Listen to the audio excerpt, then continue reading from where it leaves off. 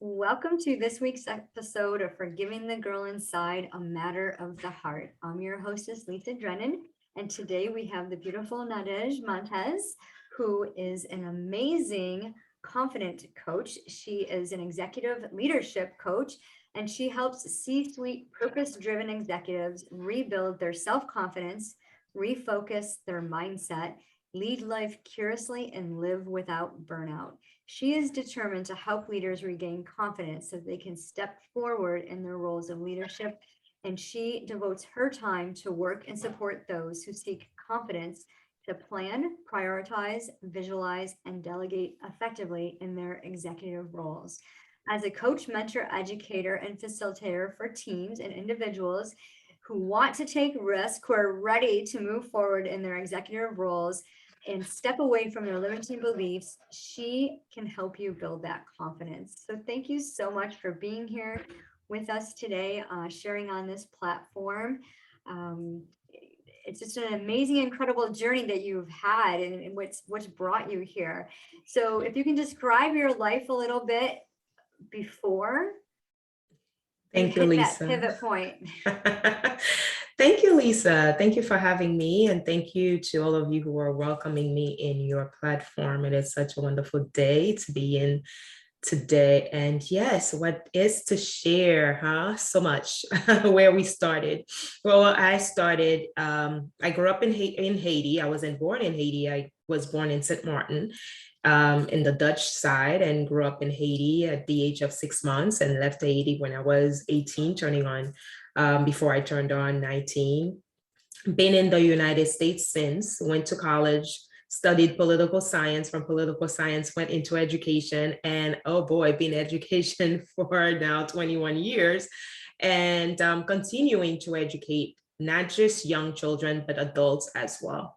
But all of that did not start with me as a confident person, right? For me to acquire that confidence in me, there were so many things that I faced. There were the struggled with believing in myself, accepting myself for who I was and what the struggles I was in. Yes, I grew up around my grandparents, my uncles and my aunts in Haiti, but they were always tied up in the limiting beliefs. They were never sure of their own potentials, so much that I have seen them as I was growing up. I see my grandparents doing, but they never really believed in themselves. So that was kind of a lesson that was taught in myself and my siblings to not really have that confidence in ourselves. Yes, we do so much, but yet we never believed in ourselves to say that I am enough, I am confident, I am strong, and I can do it.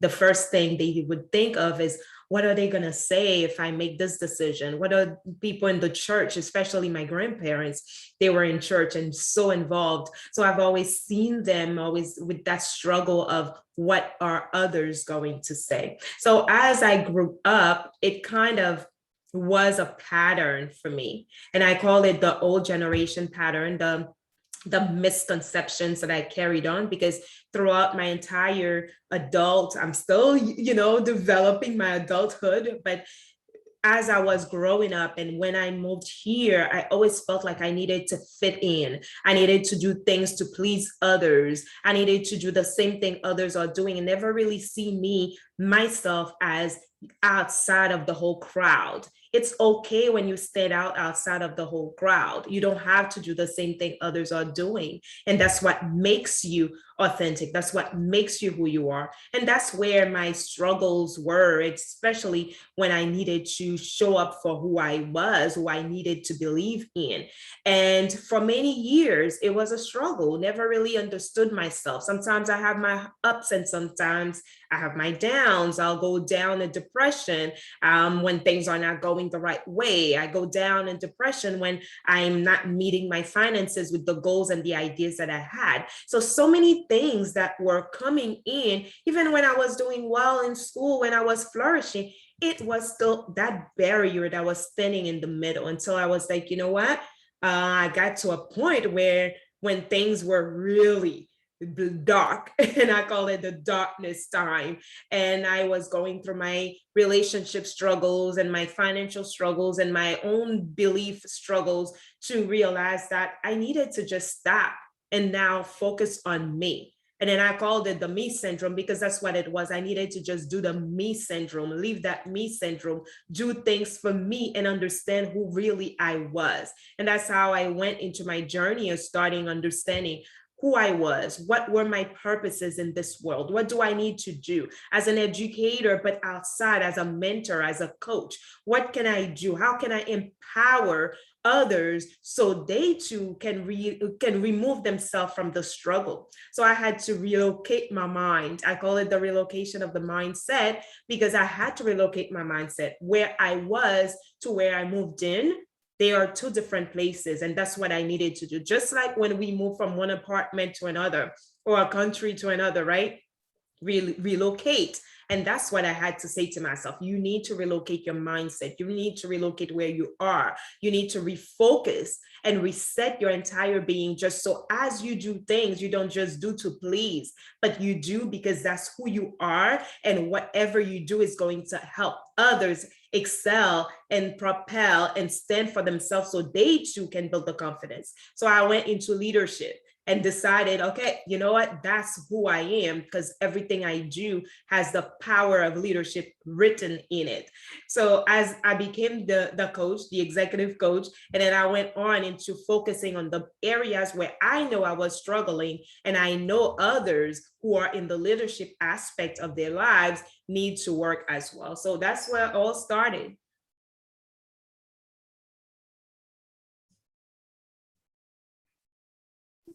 I love that. That's so beautiful. That speaks my language so much. And I can totally resonate with what you say. And a lot of people get stuck and they think me time is selfish. They think that, if they're going to do something, it has to be for someone else.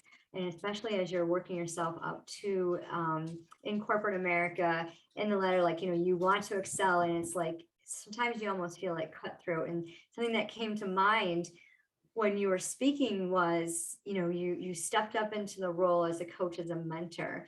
Do you ever come across the people that want it, but I want to say they whine, they complain, like they put roadblocks in their way? And how do you address that?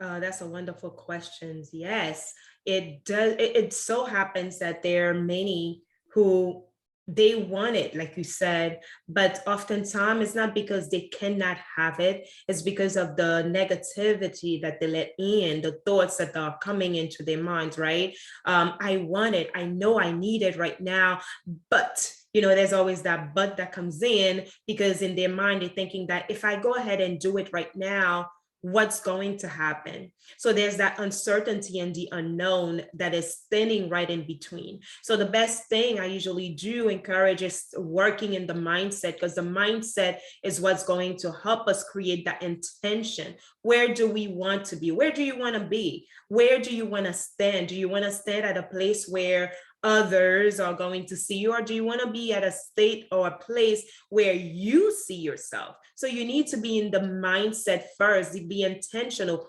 What are you creating for yourself that's going to help others see the beauty that you have, the talent that you have as an executive, as a leader, as a support system for others as well? So you have to really get out of the way of where you stand between you and you in order for you to move forward. So that's the best approach for me.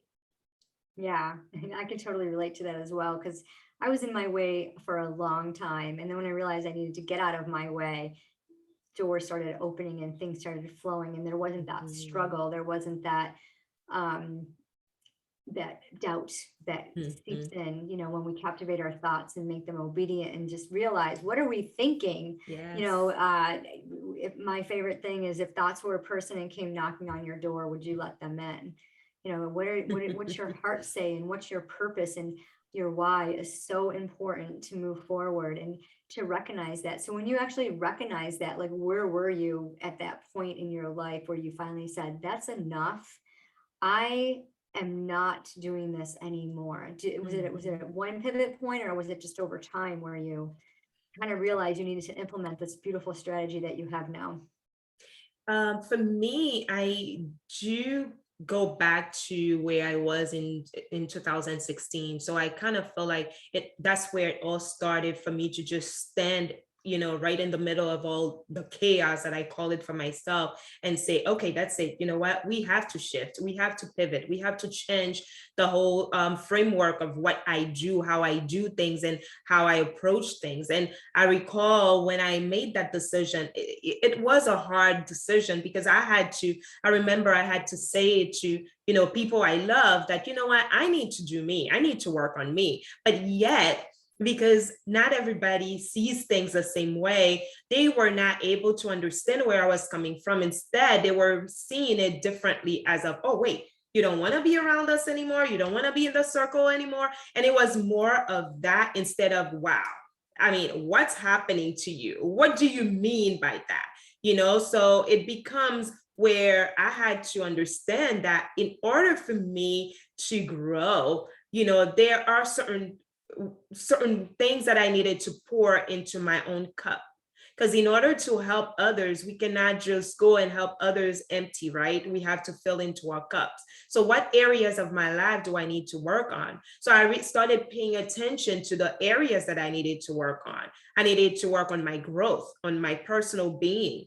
I needed to work on my spiritual being. I needed to work on my financial being. So I started to work on all these areas and understand that all these areas I was lacking confidence in. And I started realizing that as I matured, people from then, back then, they would see it. Oh, you were always that person who shows up or who was always confident, but that's not what it was until I started to really do a deep soul search for myself to realize that no, I was not. I was just putting that font. I don't want that. I'd rather come in authentic as I am and grow through it. And that's one thing I don't like when people say is that, you need to fake it, but there's nothing to fake when you're authentic. The best thing that you do, you just grow within the process. And that's what I had to do, grow within the process, understand my growth, understand the areas that I really needed to hone, understand the part of me that maybe others could not tolerate, but I had to learn to tolerate for myself. And all these things, as they catch on, they really helped me really become the version that I needed to be for myself. So I grew into it. I put myself into it and then decided, okay, you know what?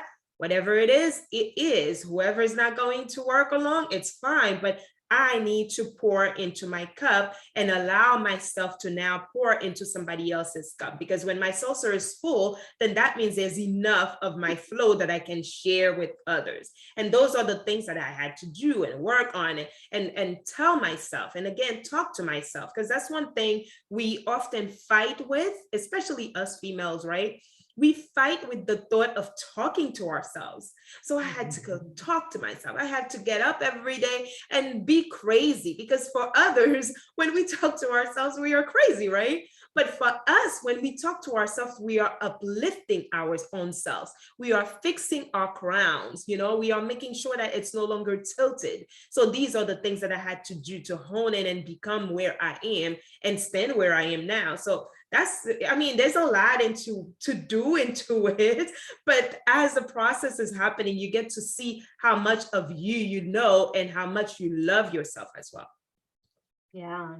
And you made changes in all areas of your life. You mentioned you had a failed relationship, your health wasn't doing well, your finances were poor, friends and families, you talk about, getting rid of the toxicity. So you realized in all areas of your life that you needed to change. And I find it remarkable that it's at 42, because in the 40s, something happens to us women in the 40s where we've just had enough. We've looked back at the last, the first 2 decades of our life, I guess. Yeah. And then we decided, no, I don't want to do this anymore. I want to live life differently. I want to live life with a purpose. And it's amazing because most of the women that I interview on this podcast, all their pivots come in their 40s.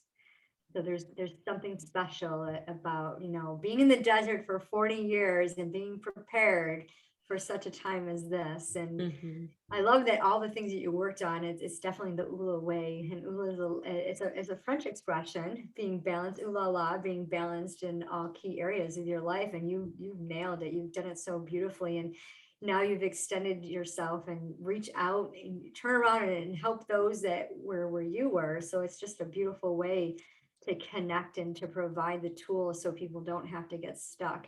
I love your mission statement. I am on a mission to help you empty, and empty is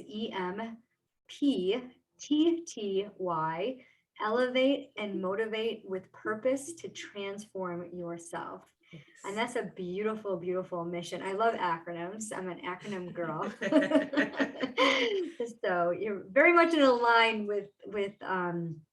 with me and my audience, and just reaching their hearts, because it is a matter of a heart. When you make that decision, you get out of your head and you get into your heart, and you do use, my acronym is SOAR, seeking our authentic self to our highest potential. And when you Yes. authentically seek yourself, I too do not like the I too do not like the what was I going to say? The fake it till you make it, is I believe how you said it. And I've heard that phrase a couple of times in my journey, in my healing journey. And I thought, fake it till you make it. I can't even fake something that's not in alignment with how I want to heal. So for someone to say fake it till you make it, no. And I love how you put, no, I'm going to authentically show up. I'm going to know who I am, and I'm going to fill that purpose, because you were created for this beautiful purpose. You have gifts and talents that you use to reach your people and your audience, and whoever is meant. I like to say that, we each have our own little territory, and there's a reason. And and words matter, and some people don't like those words because they'll think of it as something else. And it's like, no, it's just, if you want to think of it as your plot, as your land, or something like that. So it's really, really amazing that you've put that all together and come around. If you would give one piece of advice to someone who is in your shoes, who's at that pivotal point, what would that advice be?